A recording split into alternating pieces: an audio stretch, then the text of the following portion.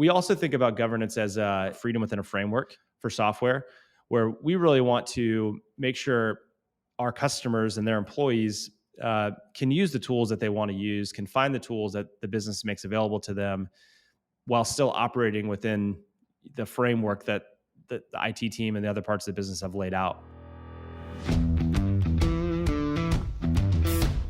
Technology is transforming how we think, how we lead, and how we win. From InterVision, this is Status Go, the show helping IT leaders move beyond the status quo, master their craft, and propel their IT vision. Hey, IT leader, do you know where your money is going? More importantly, do you know where your data is? For the first time, spending on SaaS software has outpaced on-premises software spending. Oh, and the number of SaaS applications brought into organizations by someone other than IT outpaces IT procured apps almost 4-1. SaaS is now the most preferred method of application delivery. Are you paying attention to it? These are just a few of the data points reported in the 2023 SaaS Management Index Report from Zylo. Today on Status Go, we're going to talk with one of the founders of Zylo, Ben Pippenger. Ben is the Chief Business Development and Strategy Officer at Zylo, the leader in SaaS management software. Ben, welcome to Status Go. Hey, Jeff, thanks for having me. Really excited to be on today and talk about SaaS.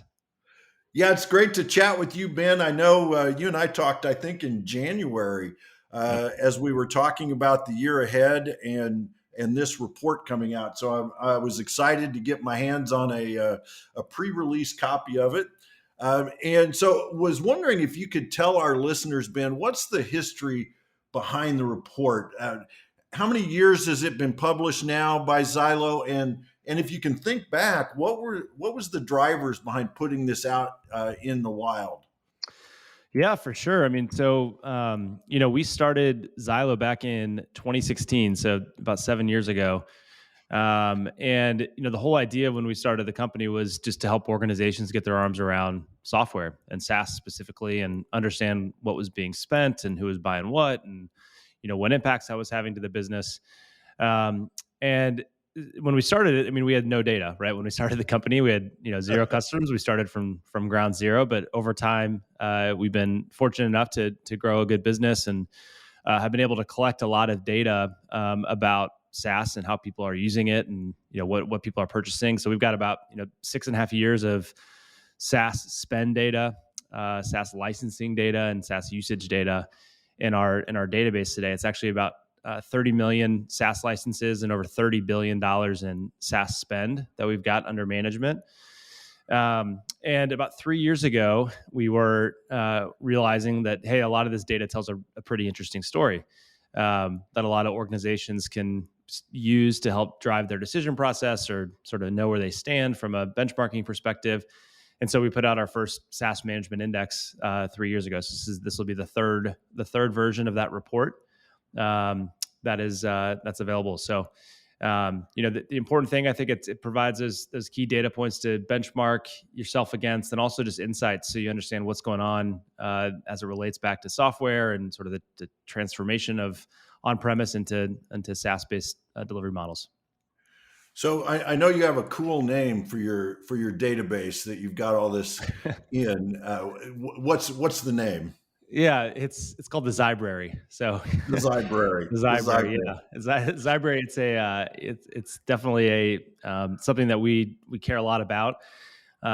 We've got about 20,000 different SaaS applications inside of the Zybrary today that we run our discovery against. That's how we find everything and categorize things and bring it all into a central system of record. Just because, I mean, SaaS is crazy. It's always growing. It's always changing. Yeah. We're always adding new apps that we discover into the Zybrary and helping people understand what they do. So that's awesome. I just love that name when I read it in the report.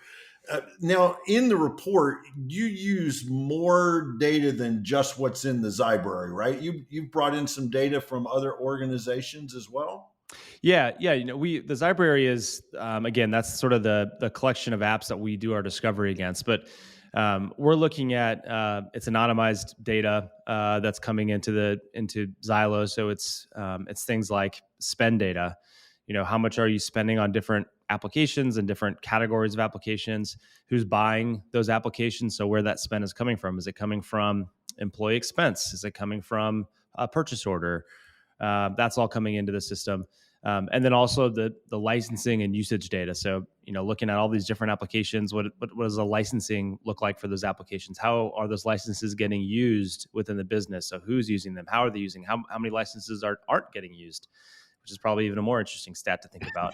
Yeah, So yeah, all yeah, that it data, is. yeah.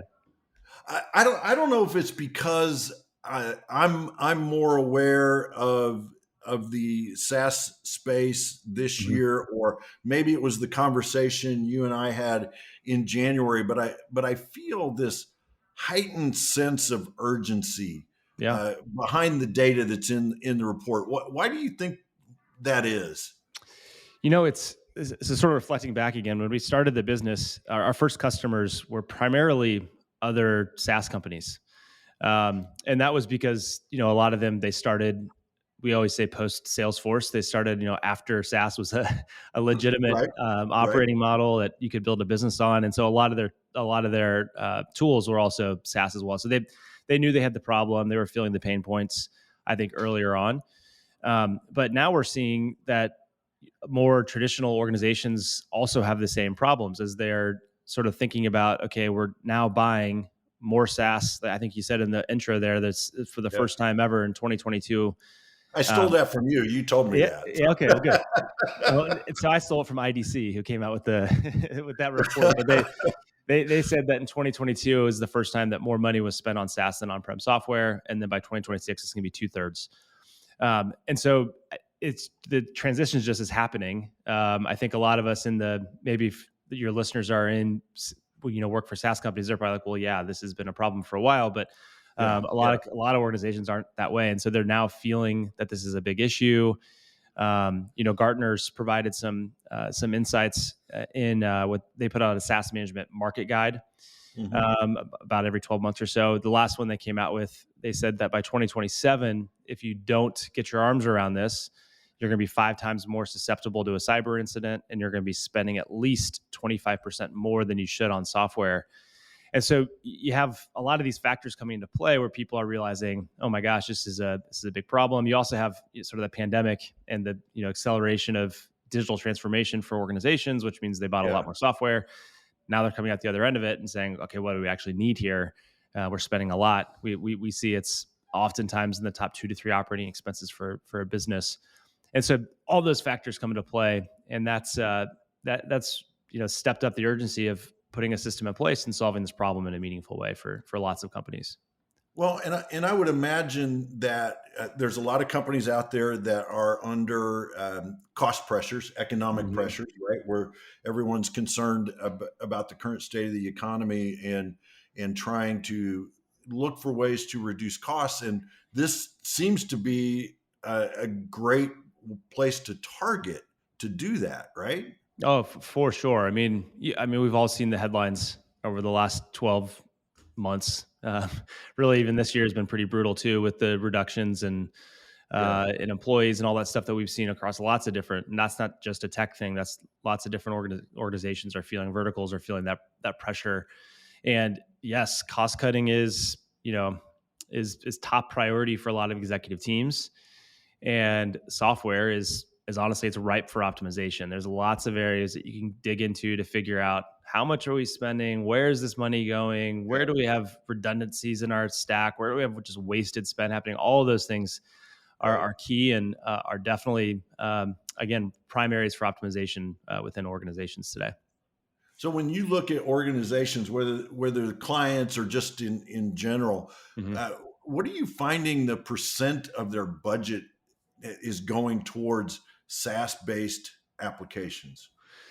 Yeah, I mean, this is from Forrester, so I'm going to use a Forrester budget number here. They look at what percentage of software as it relates to total IT spend.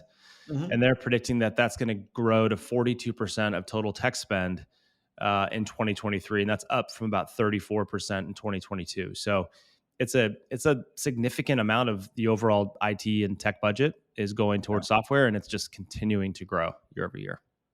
And that's software inclusive of SaaS on premises, other delivery mechanisms. That's right. Yeah. So it Yeah. is software inclusive, but I think that number is growing, and we're also seeing SaaS spend growing significantly as well. So um, SaaS is growing about 15 to 20% year over year from a spend perspective. So you combine all these factors again that come into play here. It's the Yeah. transition from on premise into SaaS. It's that software is continuing to grow from a spend category. It's actually growing faster than any other spend category for the CIO. Software is projected to continue to grow that quickly. So it's back to the original point here around urgency. That's where that's coming from. I think it's just being felt across really every business right now, and people are starting to realize they got to put something in place to fix it. Yeah. Yep. Well, and transitioning topics just a little bit, something Yeah. that's, as a former CIO, something near and dear to my heart, is shadow IT. And your report talks about shadow IT and its contribution to this software spend. So, talk to us a little bit about what you have discovered or uncovered in the data about shadow IT. Yeah. So, shadow IT, I'm sure most of the people that are listening know what it is, but just for a quick definition and how we think about it here at Zylo. So, shadow IT for us is going to primarily be applications that are being purchased by employees. So, apps that employees are buying and that they're expensing through their expense management system and getting reimbursed for. Yeah. And so, yeah, I think there's lots of different points of view on shadow IT. Some people are going to say it's bad. Some people are going to say it's good.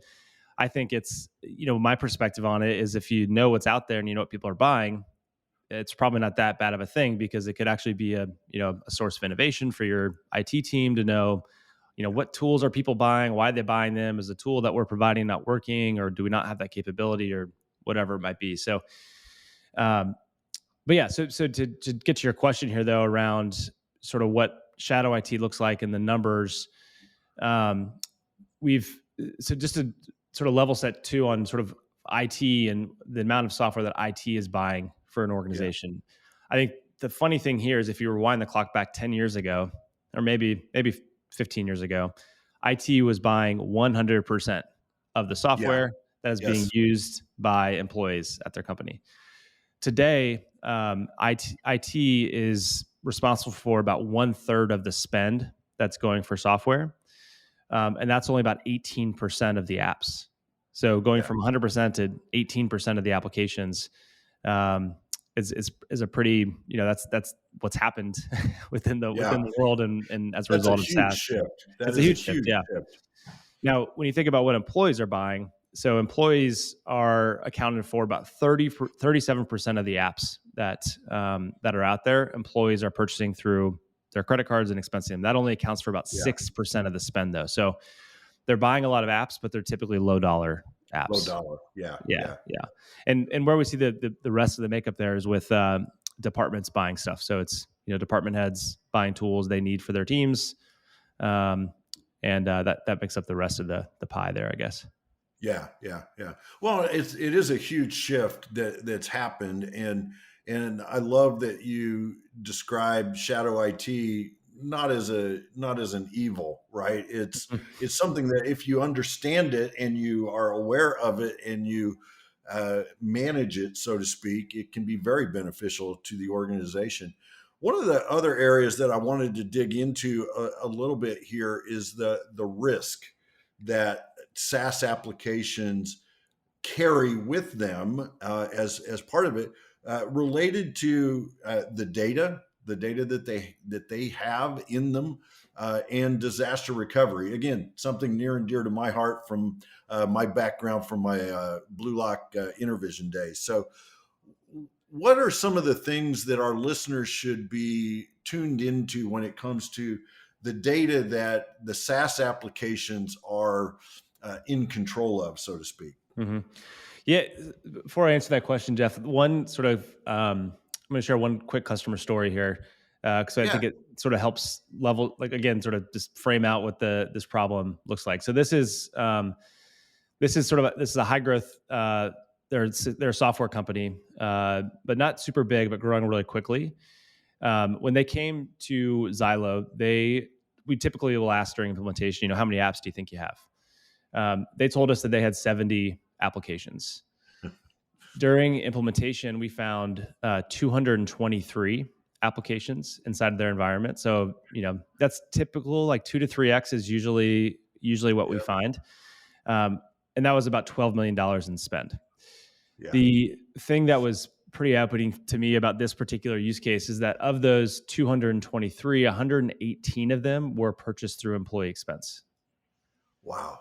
And that was about 1.5 million. So that sort of speaks to the numbers that we talked about earlier. But those apps were completely, like, the IT team didn't even know about them. So, like, it was a blind spot for them. They didn't know that they were there. They hadn't accounted for any of that spend. And then the risks that were involved with those 118 apps, like, what are those applications? Who's buying them? How are they being used? What sort of data is being put into those systems? I mean, every app you use, you put data in. It's everything from email addresses to company sensitive documents, all sorts of stuff. And it's hard to know what people are putting there.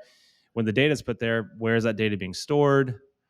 Right. Is there a disaster recovery plan? Like you mentioned, if something were to happen to that SaaS provider, what happens if they get hacked or if there's a breach? What's their response look like?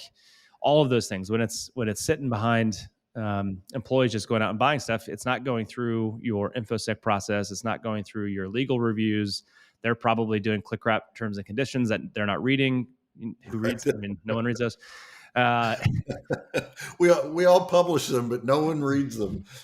It's just, they're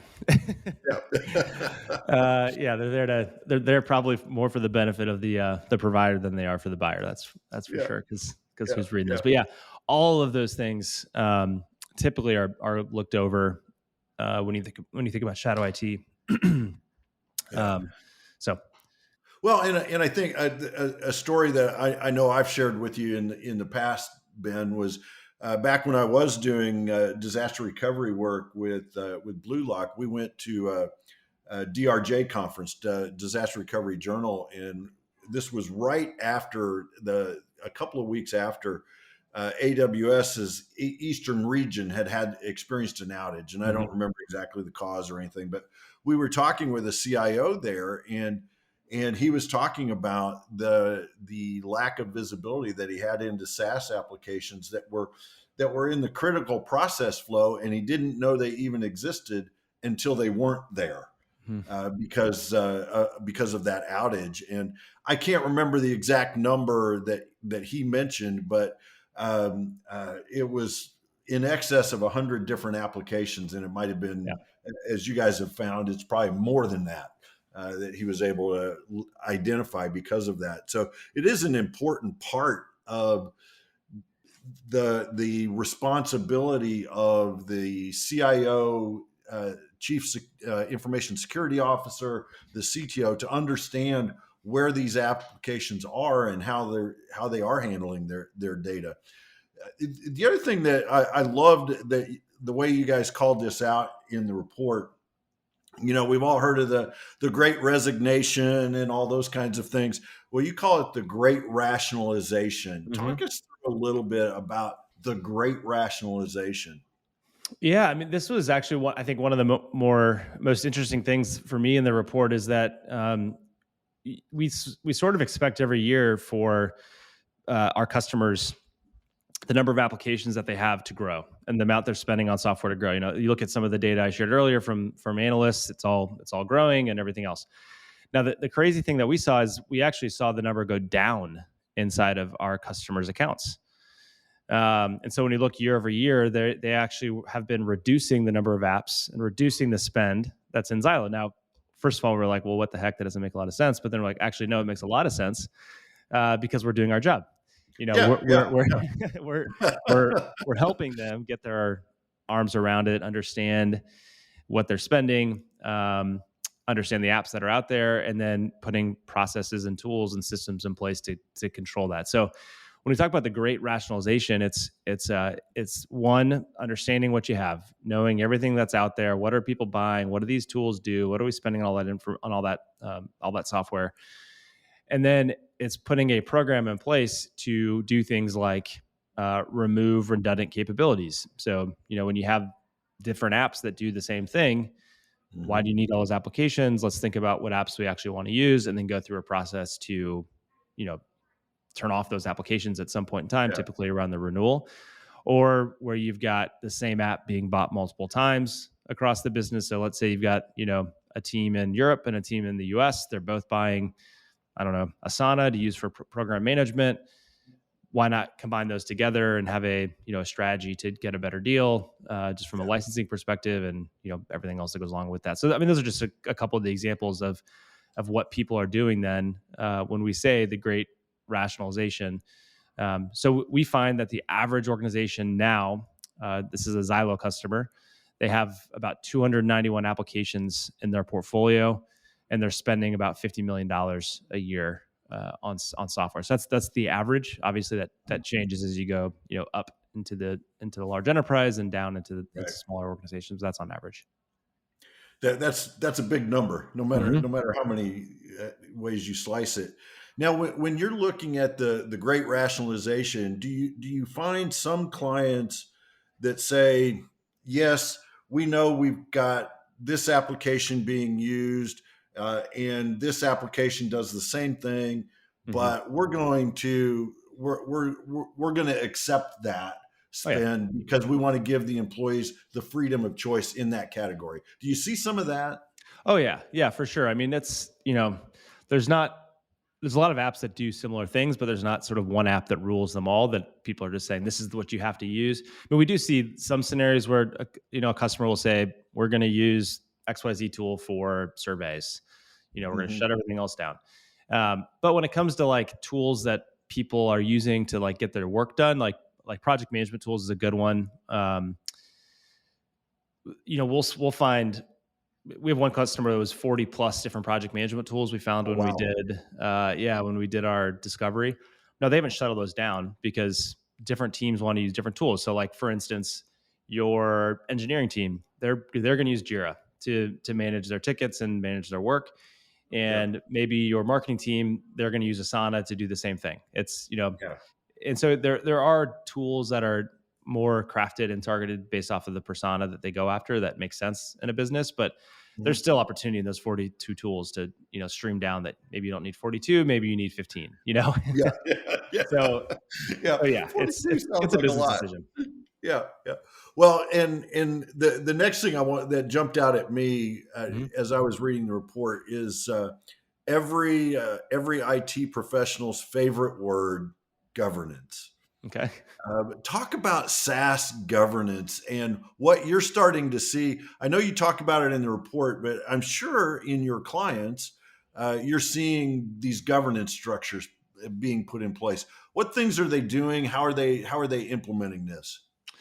Yeah. Before I answer that too, Jeff, so when you think about governance, and I mean, coming from your expertise in IT, I mean, how do you define the word governance, and like how do your peers think about it? I'd say oversight. We at the leadership level, you probably love governance because it's a way to help mitigate some risk.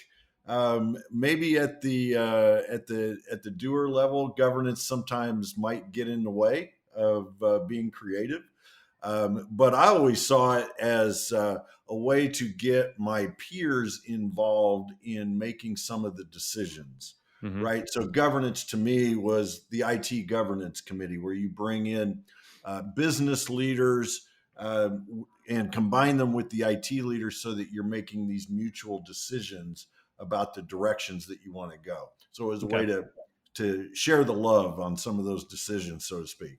Yeah. Does that make sense? Yeah, totally. I think that's a great way to think about it too, because I think oversight is what a lot of people think about, but I think you're bringing sort of a better perspective here on how governance can result in positive business impact for Yeah, yeah. organizations. The thing that's really tough about software and SaaS is that everyone is a buyer. We talked a little bit about that before. Employees are buyers, department heads are buyers. Everyone's a buyer, and it's just the dynamic nature of SaaS too, where there are so many tools out there. It's very hard for any one person to know what all these tools do. They're changing all the time. They're adding new capabilities. They're going through mergers and acquisitions and all that stuff to continue to grow their product suite and everything else. So it's tough the governance is hard around software because of those reasons. How we think about governance is you've got it's definitely oversight, it's visibility. You got to know what's out there. You need to know what these tools are doing. Are they compliant with certain security controls that you have in the business? Are you spending the right amount that's according to your budgeting and your forecast for what you need to be using? All those things are really important. And of course, we help bring visibility to all that and provide reporting so that as you're putting a governance strategy and program in place, you have the information you need to actually make sure it's being followed, which is probably the most important thing. Yeah. We also think about governance as sort of to what you were talking about, where you have a IT governance board or things along those lines. We talk about freedom within a framework for software, where we really want to make sure our customers and their employees can use the tools that they want to use, can find the tools that the business makes available to them, while still operating within the framework that the IT team and the other parts of the business have laid out before them. So things like giving employees a place to go to search for either a tool or a capability that they may need, and then provide them back with a recommendation on, hey, here's the tool that you could use that's approved by our team to get access to it. So, that's sort of the downwind stream or the downstream effect, I think, of an effective software governance program is to put that into place. And then if they can't find what they need, facilitate the process to go procure it through the right teams. Yeah. I love that. Freedom within a framework. That's much more positive than red tape. I love that. I'm going to steal that phrase because I think that describes governance really well. It's the guardrails, and it goes back to shadow IT that we were talking about earlier. And when you've got these multiple products that do the same thing, giving people the freedom to select the one that they want within the framework, within the guardrails that you've set. So I love that.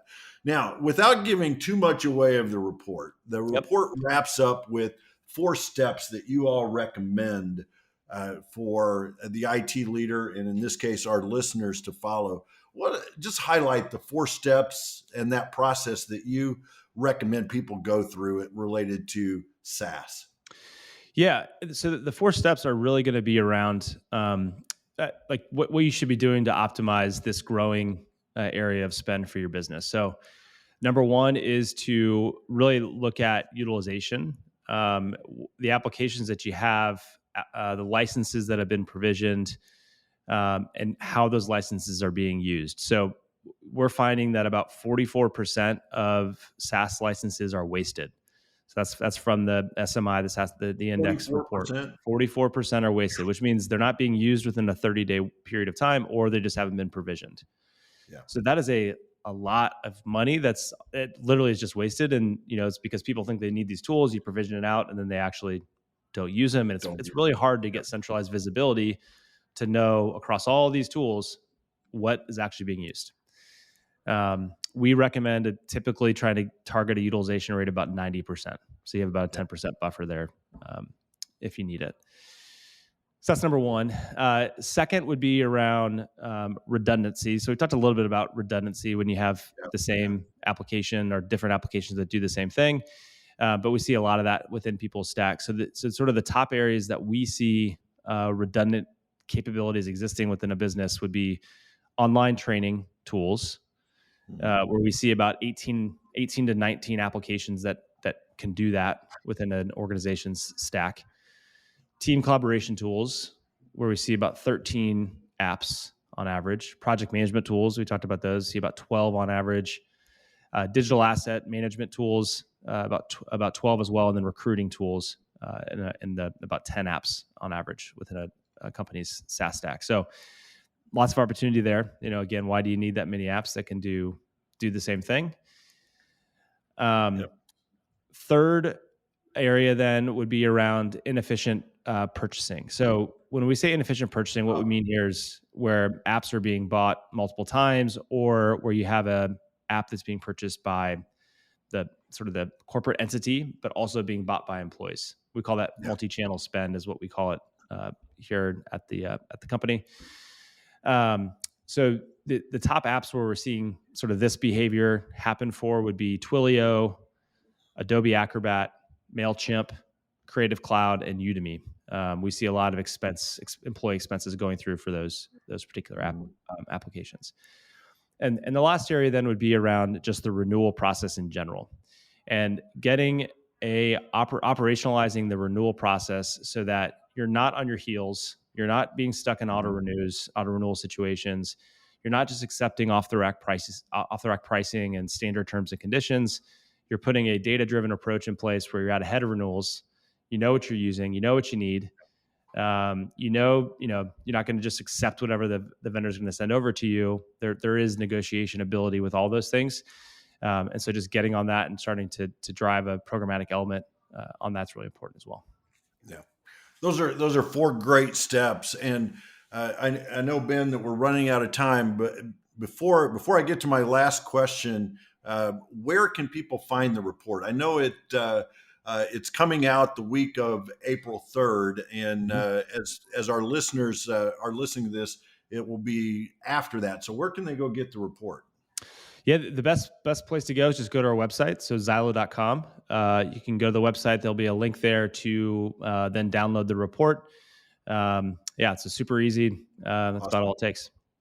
Okay. And to our listeners, we'll be sure that the show notes have a link not only to Zylo's website, Zylo.com, but also a link to the report itself and other important links. So, Ben, here on Status Go, as I warned you, we are all about action. We want to leave our listeners with a real solid call to action. So what are 1 or 2 things that they should go do tomorrow because they listened to our conversation today? Yeah, I would say, first and foremost, download the report for sure. Go get that report and look at the benchmarks that are in there and start to think about how that compares to your own organization. I would say the second thing would be to start to ask others within your company. Do we know how much we're spending on software? Have we looked at what we could be saving by putting a system like this in place? Do we even know how many apps we have? And a lot of times you don't know. I mean, it takes some digging through data to uncover all those things. So I would say to go start to have those conversations and start to raise some of those questions within your own company. There might be somebody out there that's got a spreadsheet that they're trying to maintain this from. That's a little bit of a challenge too, because spreadsheets get outdated and often are in a silo. So I'd say those are the 2 things that I would say is get the report to sort of see what be able to start to think about how that impacts your own organization, and then number 2, start to ask some questions within your company on how you're doing this today, and if you think there's a big opportunity to save some money. So back to the operating expense conversation we had earlier, that's paramount for a lot of organizations right now. I love that. Go find out what you don't know about what you don't know. Right. I mean, go learn about your own organization. Ben, I got to thank you. I really appreciate you carving out time. I realize that this is day 1 back from spring break vacation, and I am sure that your inbox is pretty full today. So I appreciate you doing this on a Monday morning. So thank you. No, thank you, Jeff, for having us. It definitely has been great to be on and share more about what we're up to. And so thanks. Awesome. To our listeners, if you have a question or want to learn more, visit intervision.com. The show notes will provide links and contact information, and we'll be sure and link to the report itself. If you want to go directly to this episode, visit intervision.com/status-go, and that'll make it even easier. This is Jeff Tunn for Ben Pippenger. Thank you very much for listening. You've been listening to the Status Go podcast. You can subscribe on iTunes or get more information at intervision.com. If you'd like to contribute to the conversation, find Intervision on Facebook, LinkedIn, or Twitter. Thank you for listening. Until next time.